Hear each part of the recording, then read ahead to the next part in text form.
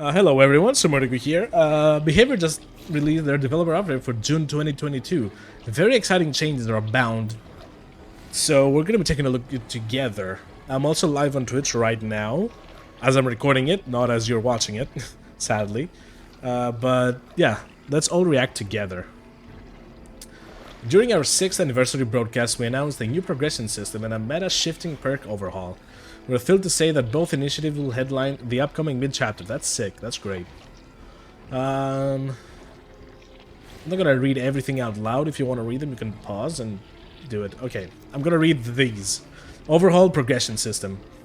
Collecting all the perks has been an important goal for many players, obviously. However, since both the number of perks and characters are constantly increasing, the grind expands at an exponential rate with every new chapter. Yeah, it's not exactly exponential, it's just plus... what, 18? To address this, we're completely overhauling the way perks are earned. Adding new rewards and making completion easier than ever before.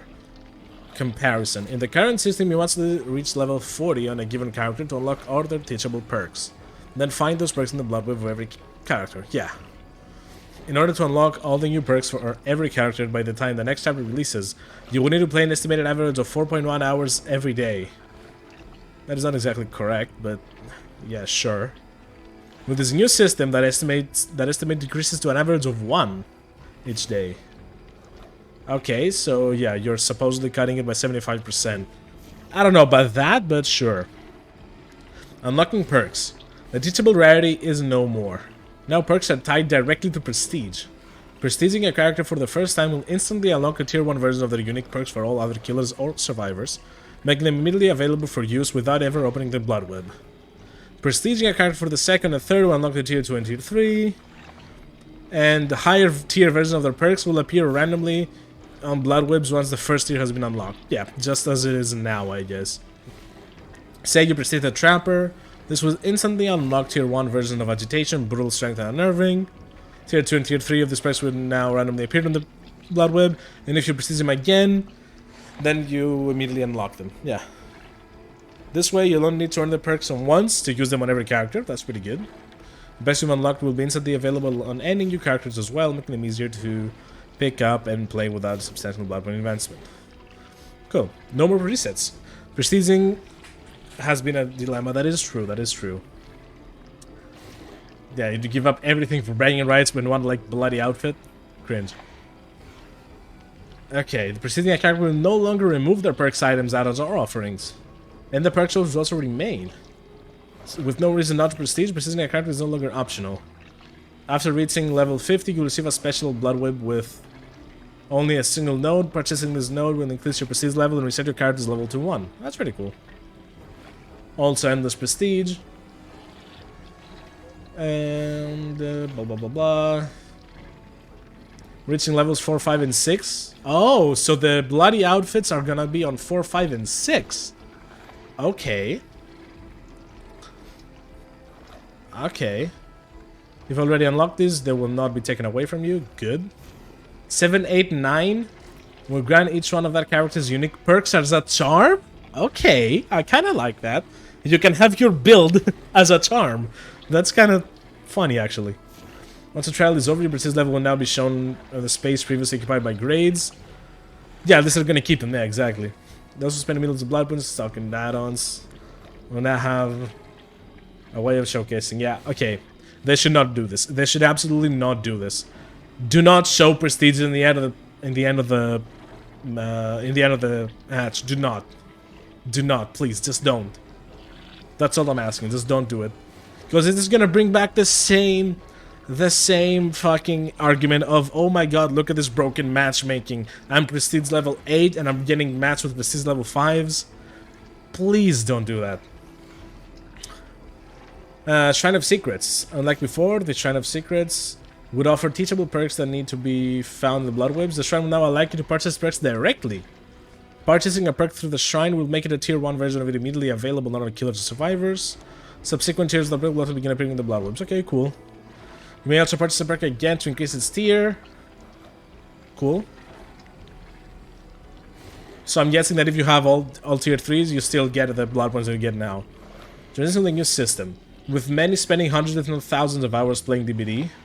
over the year. We want to make sure that everyone is rewarded fairly. When the system releases, we'll be automatically awarding existing players an appropriate number of prestige levels based on how many perk tiers they've unlocked.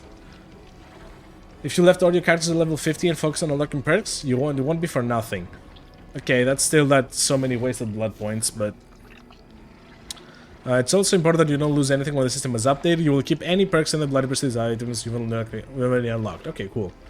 Those who reach prestige 3 before the update will receive a special prestige icon to recognize their achievements and commemorate the perks and add-ons they've lost in the process. Okay, so my Michaela, my Zarina, my Blight, and my Wraith, we're gonna get that. That's sick. Okay, we'll be hosting a live stream soon to show the updated system in action and answer any questions you might have ahead of the PDB. Okay, that's pretty good. Matchmaking incentives, finally. It's been fucking so long. Matchmaking has been a major focus over the past year. We're maintaining that throughout year 7. Blah blah blah. Blah blah blah again. Oh, okay, so here's how it works. Whenever the number of killers to survivors differs too much from the ideal ratio, we will offer a blood point bonus to anyone who opts to play the needed role. This bonus goes from 25% to 100%, depending on how many killers or survivors are needed. So if there's like, instead of being 1 killer to 4 survivors, it's like 1 killer to fucking 20 survivors. Like, if you play killer, you're gonna get plus 100% points. That's very good. That's so good. Was that so hard? Did it have to take 6 years? Yeah. And yeah, I guess the role with the bonuses will also be the one that has the most, the fastest matchmaking.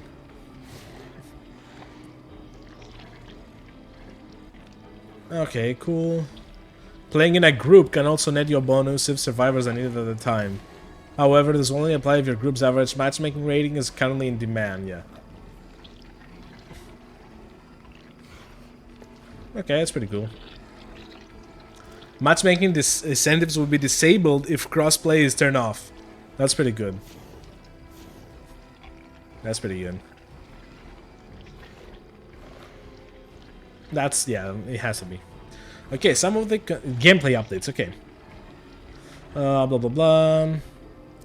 And blah blah blah. Okay, generator speeds. When looking at perks most used by killers, there's a very clear trend. Any perk that helps prevent generators from being powered. Slowdown perks for short. Our favorite, obviously. Yeah, Corrupt Intervention, Pop Goes the Weasel, Scorchhook Pain Resonance, and Hex Ruin. Yeah. Ooh.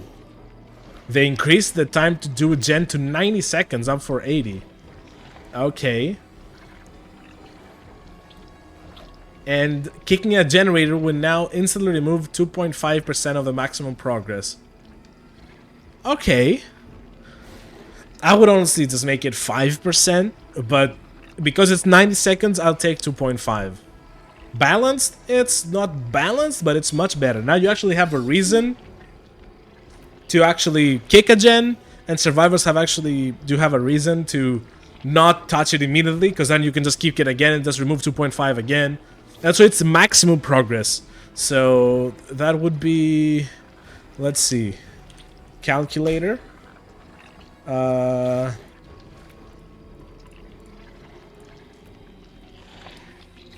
Yeah, that would be basically almost 2.5 seconds. Every time you kick a gen, you remove 2.5 seconds of progress. That's pretty good. That's pretty good. And general killer improvements. The average kill rates, how many survivors killers a trial, are a little lower than we'd like. A sentiment echoed by many of the community members. To ensure the killer feels like an unstoppable force to be feared, we're making slight changes.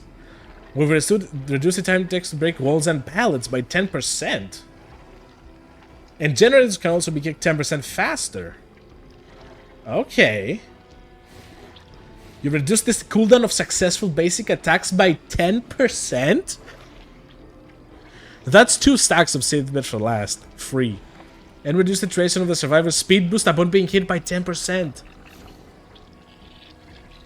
My god, dude, they're fixing the game.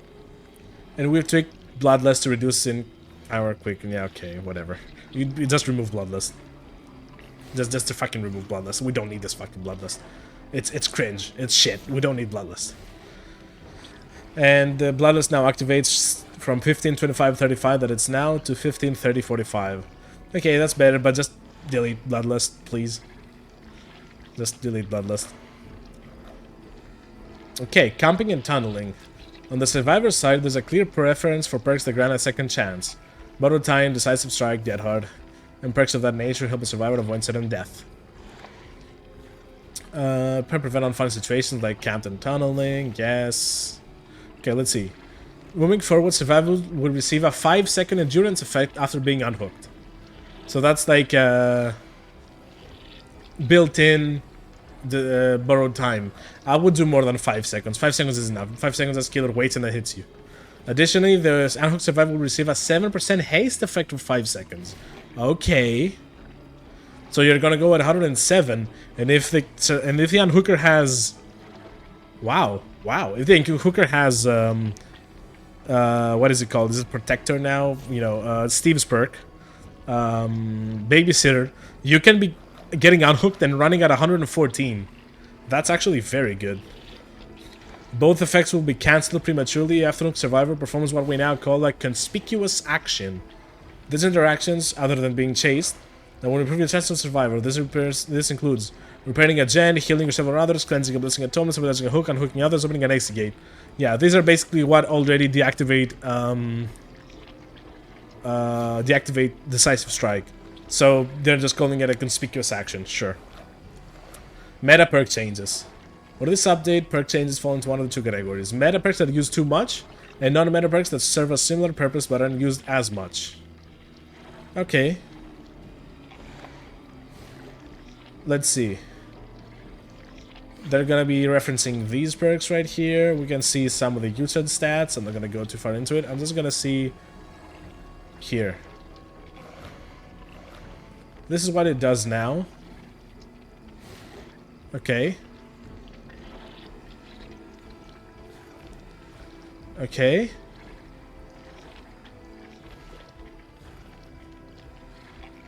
We don't want blood points to be... Yeah, okay. You remove blood point bonus. Okay, that's fine. It's still a good perk. Hex Ruin. Let's see it. To bring Hex Ruin in line with other perks, we're reducing the regression speed to 100 from 200. Thank you. So it's basically like the gen gets just auto-kicked. That's it.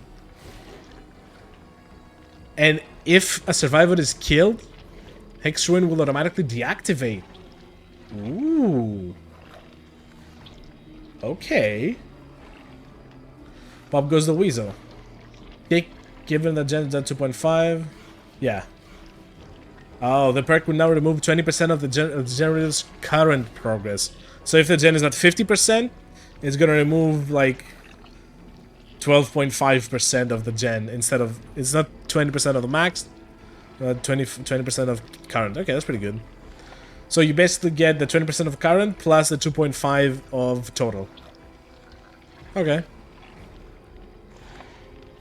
Okay, that's pretty good. The perk makes the beginning of a match more manageable, forcing survivor to extend deeper into the map. Before repairing a gen, while looking to change this aspect. Moving forward, the perk will deactivate once survivor enters the dying state. Okay. I like it, I like it.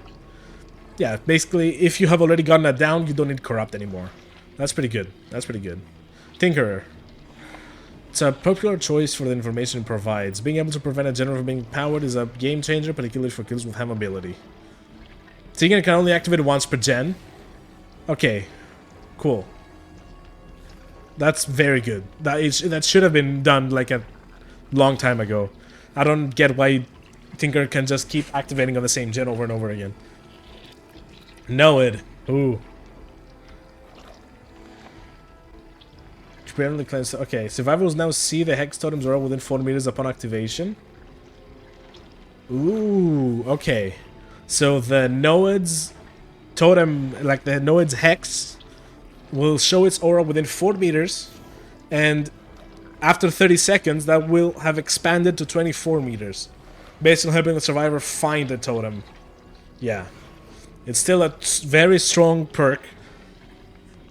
It should have been something completely different for a change, but that's good enough, I guess. Good enough. Pain resonance. Yikes. Okay, let's see it. We're removing the loud noise notification. Instead of exploding, the effect will now spark upon losing progress, and the rebels not going to scream. Okay, that's very good. That's very good. Cool. Because what this perk does right now, you hook someone, the gen with the most progress explodes. You see a notification, and you see if survivors are walking on it, so you know which gen has the most progress. You know if there's survivors walking on it, and it loses 15% progress. That's a little, too much. So now it just loses progress without it, like, notifying you. That's pretty damn good. Dead hard. Okay. Ooh. Okay. So they're removing the dodging from Dead Hard. Now Dead Hard will provide the endurance effect for 1 second when activated. So you press E, and you have the endurance effect. Basically able to take a hit. Okay. So now you don't have Dead Hard for the instance anymore, yeah. That's sick. That's actually very good. It should still maybe have like a visible thing. No, it should not. No. Never mind that. No. There's no reason it should have a visible thing like tell the kill that you use it. No, there's no reason to do that. This is actually very good. Just leave it as is. That's actually very good. Decisive. Okay, decisive will now deactivate once the exit gates are powered. And the stun duration will be reduced from 5 to 3 seconds. Thank you. Thank you. So now at the end of the game, you don't have to worry about decisive. That's so good. Thank you. And borrowed time, let's see. Okay. When you get rescued. Ooh. Okay. So as we said, the unhooked survivor has 5 seconds of endurance and speed boost. What borrowed time does now is increases that to 15 seconds of endurance and 15 seconds of speed boost. Okay. That's actually very good. That's sick. Iron Will. Okay, they changed it to 75%. And Iron Will is no longer active when exhausted, but it doesn't cause exhaustion. Oh. Okay. Well, no, they basically made it useless. Because the only reason to use Iron Will is to hide your, pain grunts. And, 25% of the pain grunts is still, I can still hear it audible. It's still audible, so it doesn't matter. Just make this perk bad. No one's going to use the fucking Iron Will anymore. That's fine. Let's see. It reduces self-care's heal speed will be lowered to 35%. And the item efficiency bonus is removed entirely. Oh my god. I'm sorry. How long does it take now? A heal is 16 seconds. Plus 35%, I guess, something like that. And now it takes 20 seconds to heal without a medkit. And if they have like Slobby Butcher, it's gonna take. No, that's not right. It doesn't take 21 seconds. No. Because you heal at one charge per second normally. So this made it at one charge per 2 seconds. Now it's gonna be 1 charge per 0.35. I don't know, man. 0.35 times 16. I don't know. I don't know how to calculate that. I'm not smart enough to calculate that. Someone will calculate that. It's very slow. It's basically like 15% slower, kind of. You know that the Megs are still gonna be self-carrying in a corner at 35% speed, right? Okay. Spine Shield will only activate if the killer has a clear line of sight to the survivor. Okay. Adding a short 0.5 second lingering effect to Spine Chill. Okay, this will prevent the perk for acting from flickering. Okay. And we're removing the vault speed bonus entirely. Oh, okay, so there goes the vault build.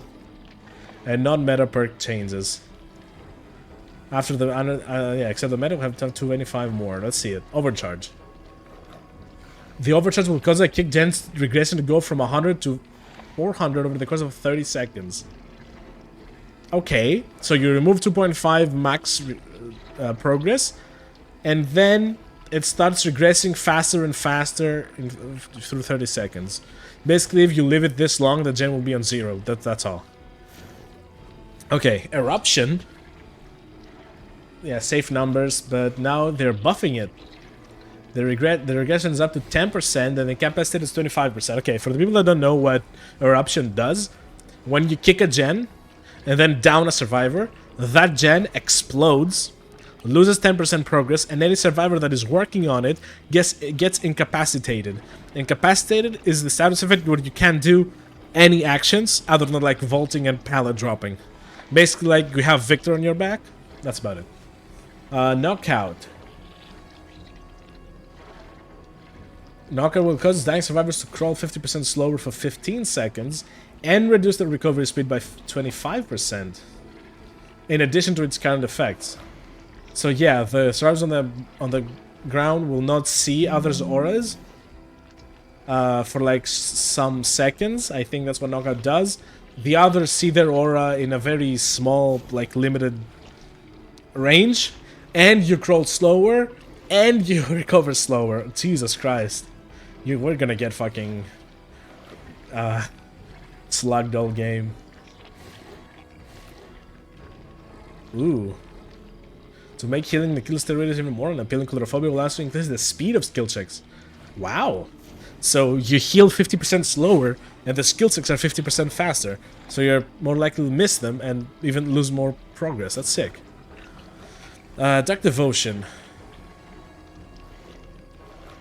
Okay, it's a basic attack. They're removing the basic attack. Now whenever the exhibition gets damaged, you transferred your terror radius to them. That's very good. Jolt. Jolt. It's not Jolt, it's Surge. Fuck you. You have removed the cooldown. That's very good. That's actually so good.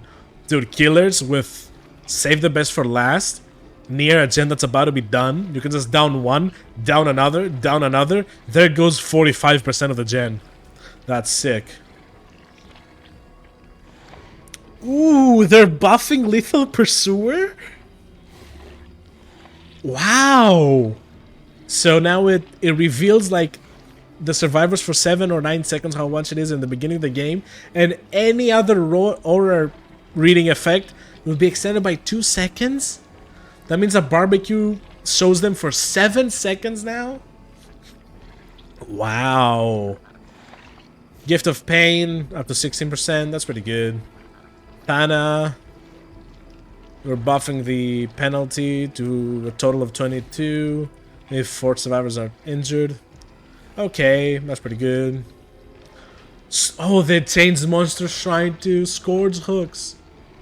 Oh no. The perk will now convert old basement hooks to Scourge Hooks.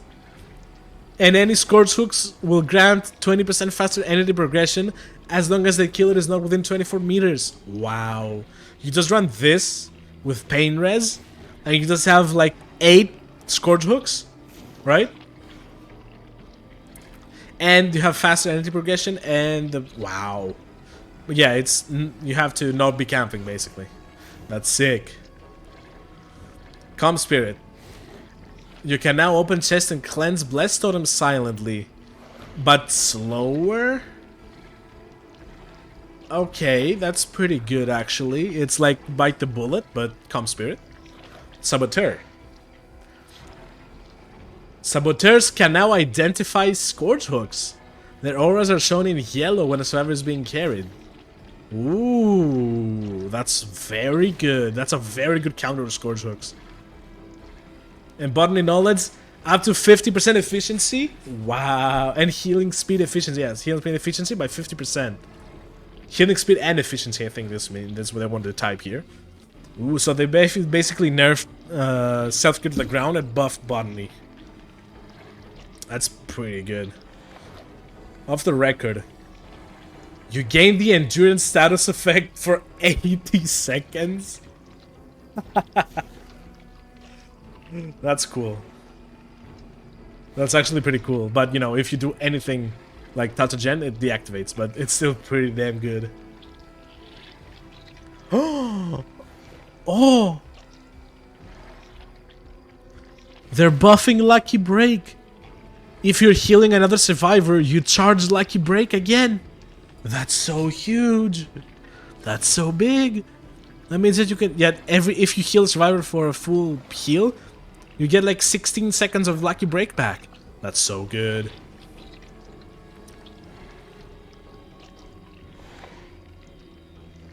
Ooh.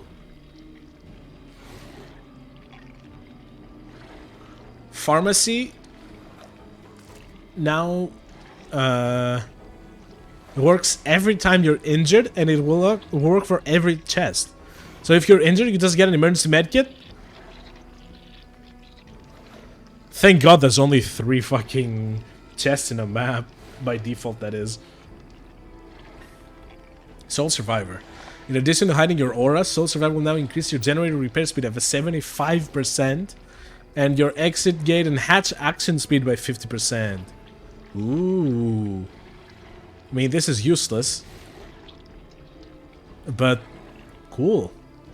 I don't know why you want that. I guess if you're... What? Yeah, this is useless. If you're the last survivor standing, you either go for the hatch or wait for the gates. What? That's literally useless. Like, this is useless. The rest of the perk is amazing. Like, pair this with Wake Up. Pair this with Wake Up, and you have, what, like 85% faster opening of the exit gates or something like that? Yeah. But this is just useless. Like, you don't do survivors if you're alone. Distortion. Finally, we can regain stacks of distortion. 1 token for every 30 seconds spent in the crew's terror radius. That's damn good. Lightweight. Your scratch marks will also fade 5, 4, and 3 seconds sooner. Up from 3 to 1.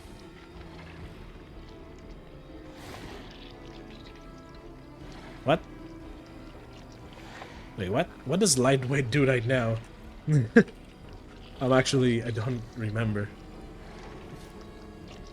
Scratch marks begin to fade 1, 2, 3 seconds sooner. Oh, so now you basically have half scratch marks. Okay, that's pretty good. Because they usually put tier 1, 2, and 3. Now they put tier 3, 2, 1. And that's just confusing.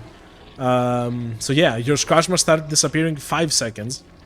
Up until now, by the way, scratch marks disappear at 10 seconds. So you have half the scratch marks. That's very good, actually. Lightweight might actually be a pretty good perk. And your scratch marks will be like more spread out. Okay, that's pretty good. That's pretty good. To help survivors power the 3 closest generators, Deja Vu will now grant a 5% repair speed bonus to the revealed generators. Ooh. Deja Vu shows you the 3 gens that are closest to each other. So this is just a perk basically to counter 3-genning. If you get 3-gen, you have 5% bonus on all the 3 gens right there. No One Left Behind. In addition to its current effects, No One Left Behind will grant a 7% movement speed bonus to any survivors you unhook. In addition, the perk now activates when they execute a power. Thank you. Now No One Left Behind is now a very good perk. It used to be the shittiest perk in the game. Like, let me tell you what it did, okay? It used to be pretty damn bad. What it used to do is you get 50% action bonus to unhooking and healing. You see all the order of the other survivors, and you get more blood points to the altruism after the gates have been opened. Now, this is after the gates have been powered, so after the 5th gen is completed, and you give them a 7% increased speed, so it goes to 14%, because it has already a 7% base. Wait, if you pair this with Babysitter, you can get it to be at 121%. Imagine that with like sprint burst. You're gone. You're out. And yeah, that's actually pretty good. That's damn good. Dark Sense. When a generator is powered, Dark Sense activates. The next time the killer comes within 24 meters of you, the roar is revealed for 10 seconds. Oh. Okay. Pretty good. I don't know if it's better than before. No, it's definitely better than before. It's actually much more useful than before, too. Tenacity reduces your grunts of pain by 75% when in a dying state. Ooh, that's actually very good to crawl away from the killer. Hope. They removed the duration! They buffed Hope! All hail the devs, dude. They buffed Hope. You know what this means? Hope gives you 7% speed boost. Getting Unhooked gives you another 7% speed boost. Having Off the Record gives you another like 7% speed boost. No, that's endurance. Okay, no. Hope gives you 7% speed boost, okay? So now you need someone to rescue with Borrowed Time, No One Left Behind, and Babysitter, and you get a total of 28% speed boost for like 10 seconds. Holy shit. Overzealous. Oh, they buffed it. In its current state, cleansing and total repairs speed gives you 8%. Oh, and the bonus is double if you can hex on him. Okay. Damn good. Nice. It's like barbecue and chili. The perks with a massive blood point bonus, and you remove the bonus. Okay. Cool. Wow. That's it. Well, hope you guys enjoyed and learned something. And wow, holy shit. These are amazing changes. I'm actually hyped for this PDB. Next week on the PDB. So it's coming on the 28th. Wow. Well, that's it for me, guys. See you all, well, you know, on Twitch every day, 4 p.m. EST. But other than that, I'm gonna also make a video about the dreads tomorrow to inform people. Well, bye-bye.